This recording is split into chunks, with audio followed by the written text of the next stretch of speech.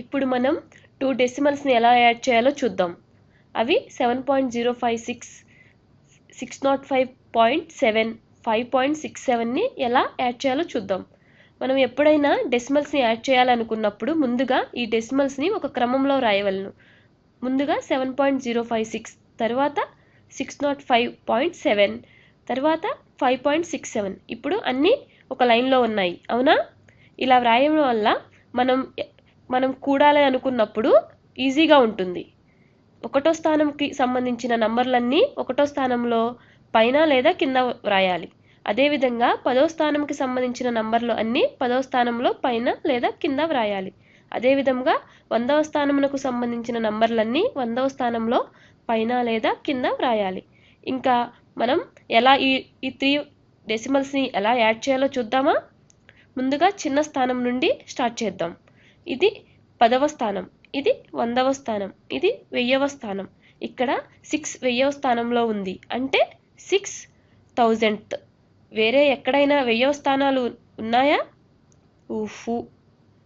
లేవు కదా. అప్పుడు మనం 1000వ స్థానంలో ఉన్న 6ని ఇలా కిందకు తెచ్చుకోవచ్చు. లేదా 605.7ని 605.700 కూడా వ్రాయవచ్చు. మనం డెసిమల్స్కి రైట్ సైడున 7 ఉంది, అవునా? 7 తర్వాత ఎన్ని జీరోస్ ఉన్నాయి చెప్పండి. ఎన్నైనా రాసుకోవచ్చు, ఇక్కడ ఏమి లేవు, కానీ మనం ఎన్నైనా రాసుకోవచ్చు. ఎందుకంటే అలా వ్రాయడం వల్ల రైట్ సైడ్ విలువ ఏమి మారదు. ఇక్కడ కూడా అలానే వ్రాయవచ్చు. 5.67ని 5.670గా వ్రాయవచ్చు. అర్థమైందా? అప్పుడు 1000వ స్థానంలో ఉన్న సంఖ్యలు 6 + 0 + 0 యాడ్ చేయగా 6 వచ్చును. ఇలానే చేస్తూ పోదాం, సరేనా? 5 + 0 + 7 ఎంత అవుతుంది చెప్పండి? 12. ఈ 12లో 200వ స్థానంలో వ్రాసి 1ని 10వ స్థానంలో ఉన్న నంబర్స్కి యాడ్ చేద్దామా? అప్పుడు 1 + 0 + 7 8 అవుతుంది. దీనిని 6 యాడ్ చేస్తే 14 వస్తుంది, అవునా?